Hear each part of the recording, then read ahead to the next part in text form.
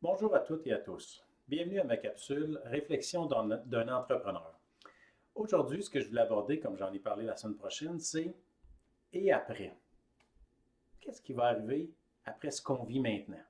On sait que c'est quelque chose d'exceptionnel, c'est quelque chose qu'on n'a jamais vécu. Puis comme je l'ai déjà dit, il va y avoir un avant et un après COVID-19.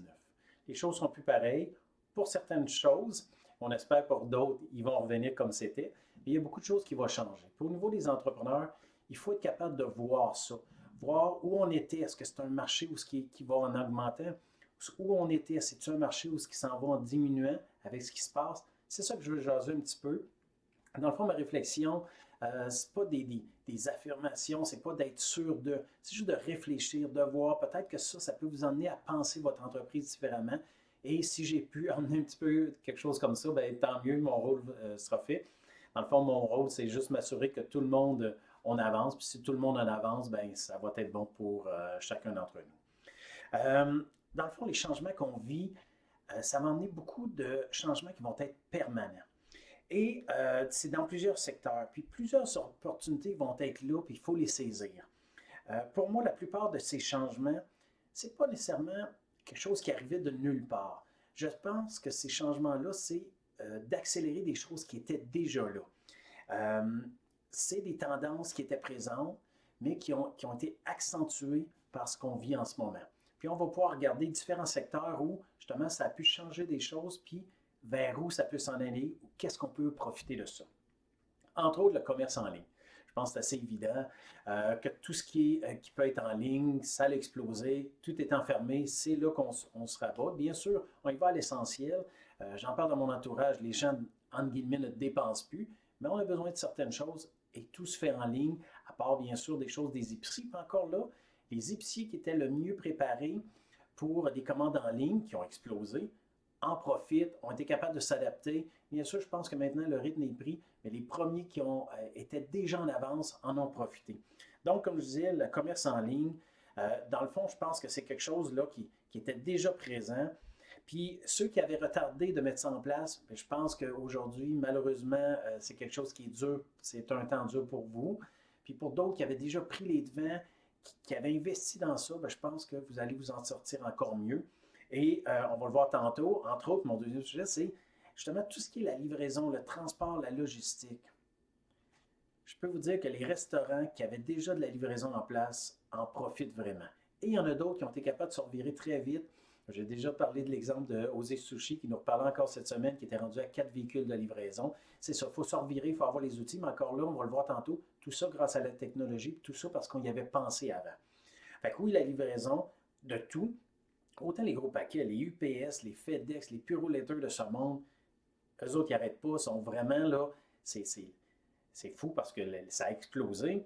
Et tout ce qui est, comme je disais, les restaurants, les autres services, moi, je peux vous dire qu'il y a des restaurants, puis même des grandes chaînes, puis entre autres de fast-food, pour s'en nommer une, eux autres, ils doivent être très heureux que dans les derniers mois, il y a des Uber Eats, des Skip qui soient arrivés pour pouvoir livrer alors que les autres, ils n'ont pas de service de livraison. Et ça sauve beaucoup d'entreprises d'avoir des services qui venaient, c'était embryonnaire, mais ça explose, ces entreprises-là. Et aussi, il ne faut jamais oublier toute la logistique en arrière de ça. Oui, le transport des paquets, mais toute création, puis un exemple ici à Sherbrooke, WeebTech, eux autres ici, qui, dans le fond, ont la logistique de tous des produits de plusieurs compagnies, beaucoup de québécoises, qui, dans le fond, quand on fait une commande, ça n'arrive pas à l'entrepôt de, j'ai un exemple Sport Expert, des vestiges, je crois que c'est justement des clients de WebTech. Non, ça arrive directement. Eux ont les produits en entrepôt, livrent. Eux autres ont l'infrastructure, la logistique pour gérer ça. Fait qu'eux aussi, c'est des entreprises qui profitent beaucoup. Et vous allez voir, tout ce que je vais parler, je crois que c'est des tendances, ce qu'on vit là. Mais c'est des choses qui ne reviendront pas complètement. Oui, on va retourner dans certains magasins. Mais il y a des gens qui n'avaient jamais commandé en ligne, jamais fait livrer. Il y a beaucoup de choses qui ne s'étaient pas faites, puis que là, ils ont été obligés, puis ils vont adopter ces habitudes de vie-là. Dans l'alimentation, bien sûr, les épiceries ont remplacé les restos. Hein, c'est pour ça qu'au départ, il y avait une explosion et tout le monde est confiné, tout le monde se fait la bouffe à la maison. Dans le fond, une des choses qui va rester, en tout cas des gens apprivoisés, tous les services de repas préparés qui vous est livré, qu'on va chercher, très pratique. Des menus préparés, je pense à Et voilà 5, il y a d'autres entreprises aussi qui livrent. moins écologique. Et voilà 5, on va le chercher directement. Donc, c'est des choses qui explosent. Livraison d'aliments à la domicile avec des repas préparés. Je pense à Fester Royal, qui sont dans des gens que je connais bien. Eux aussi ont été capables de se revirer, ont rajouté des boîtes avec des fruits et des légumes. Donc, la livraison d'aliments. Et je peux vous dire qu'il y a des gens, entre autres, pour se faire livrer leur épicerie, il y a des gens qui ne retourneront plus en arrière, qui vont se faire livrer, même s'ils peuvent sortir, ils ont trouvé ça agréable, ils ont trouvé ça facile, ils vont garder ces habitudes-là. Donc, gardez ça dans la tête que ce n'est pas juste pendant la COVID, c'est des choses, il n'y a pas tout, il y a des choses qui vont rester. L'autre partie, divertissement en ligne, excusez. Donc, on ne peut pas aller au cinéma, on ne peut pas voir des spectacles. Donc, l'augmentation de la consommation des offres en ligne a explosé. Tout ce qui est les options de chaînes spécialisées ou puis je ne veux pas nommer de nom, mais tout ce qui est pour, parce que souvent c'est des compagnies, mais je vais dire des tout.tv ou des illico, je vais parler dans le québécois.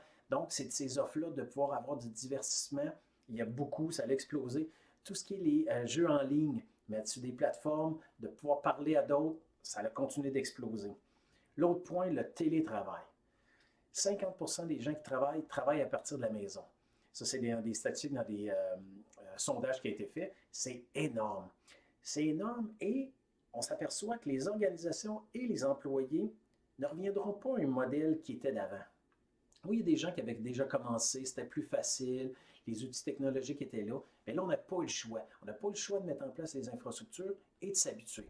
Et qu'est-ce qu'on arrive des côtés des employés? Je sais que ce n'est pas fait pour tout, mais il y a beaucoup de gens qui apprécient beaucoup la qualité de vie que ça amène. Juste à penser le temps qu'on sauve dans les transports, c'est énorme cette partie-là. Et de l'autre côté, on s'est aperçu, il n'y avait pas de perte dans les transports, mais on a augmenté notre productivité, sinon autant, sinon même plus, parce qu'il n'y a pas de perte de temps, on est concentré, on est dans nos affaires. Comme je dis, ce n'est pas fait pour tout le monde, mais il y en a beaucoup qui ont apprécié et qui se sont aperçus que leur productivité était là. C'est pas adapté à tout, mais encore là, on donnait un exemple avec une compagnie de fonds qu'on avait.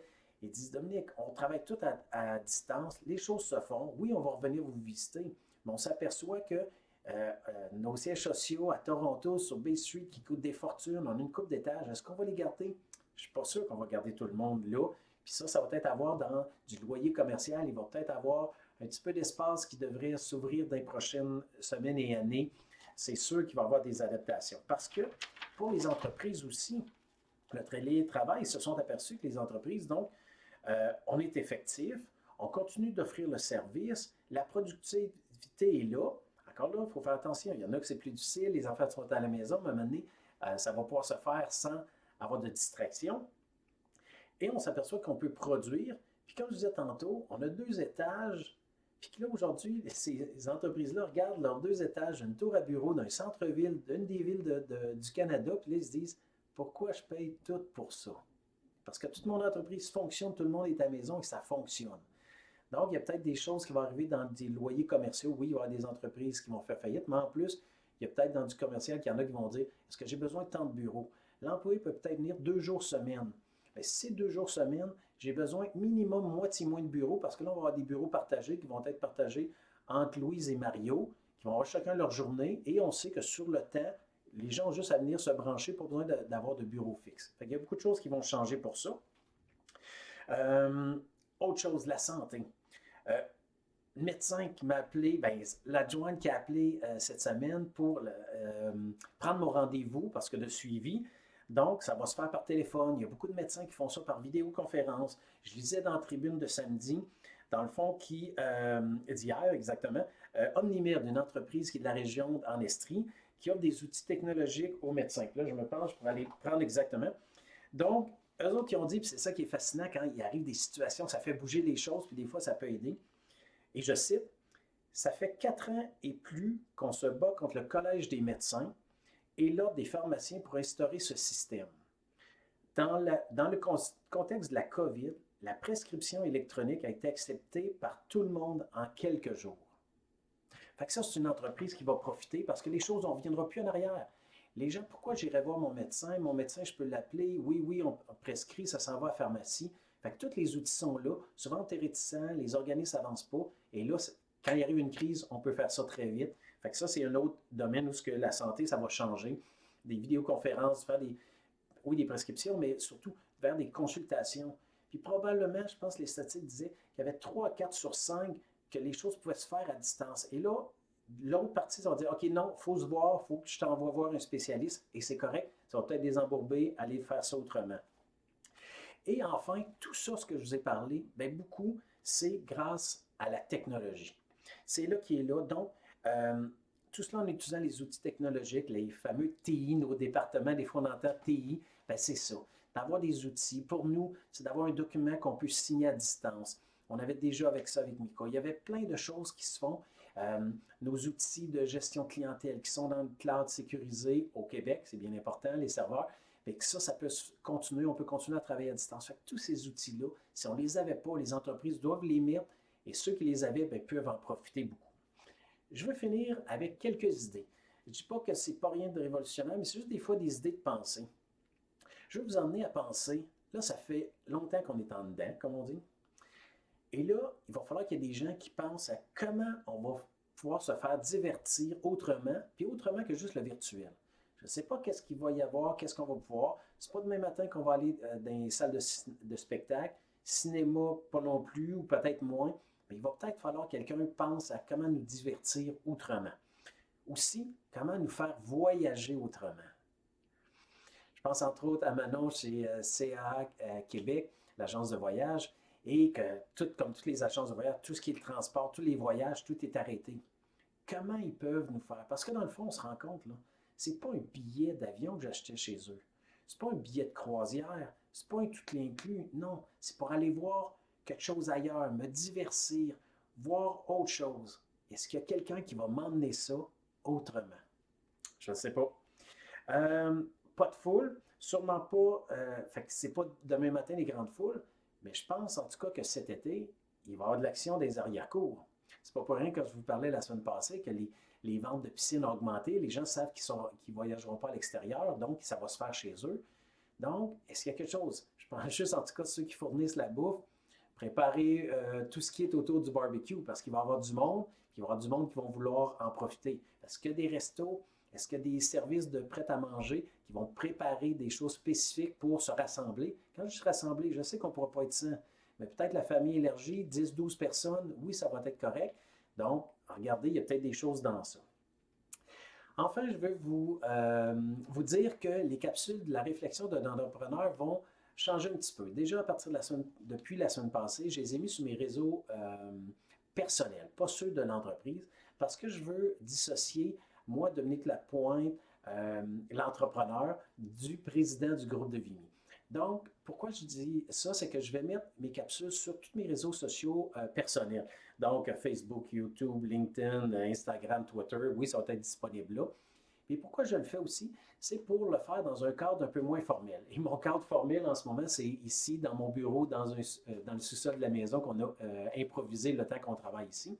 Mais je veux être capable de vous envoyer une capsule quand j'ai une idée, quand j'ai une réflexion. Ça va peut-être avec mon téléphone, ça ne sera peut-être pas aussi formaté, ça ne sera peut-être pas toujours en habit, peut-être ça va être en train de courir ou en train de faire autre chose d'activité, mais quand j'ai quelque chose, je veux que vous êtes capable de vous le partager. Fait que ça va être moins formel, c'est ce que ça va être dans les prochaines capsules, qui ne seront peut-être pas toujours au même temps. Je veux pouvoir les partager quand ça m'arrive, pas juste attendre à la fin de la semaine pour partager mes idées. Déjà, de ce temps-ci, une semaine passée, c'est une éternité. Fait qu'on va être capable d'emmener, à tout moment, d'être capable d'emmener ça.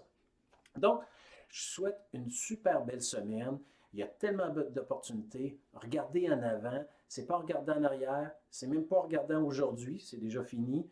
De regarder en avant, il faut le vivre aujourd'hui. Il faut bien faire attention. J'aime bien vivre ce que je vis en ce moment. Mais de regarder en avant parce que le futur ou l'avenir, c'est ça qui est le beau, c'est ça qui est dans l'action, c'est ça qui est en avant. J'aime bien ça, regarder ça. Et la prochaine capsule, je sais que j'en ai déjà jasé, mais probablement, puis je me donne le droit de changer, mais c'est de s'assurer, vous, comme entrepreneur, est-ce que vous êtes bien entouré? Est-ce que vous avez un groupe autour de vous? Est-ce que vous avez des professionnels autour de vous qui peuvent vous emmener, vous aider à progresser? Fait que je vous laisse là-dessus et on se reparle la semaine prochaine. Bonne fin de journée.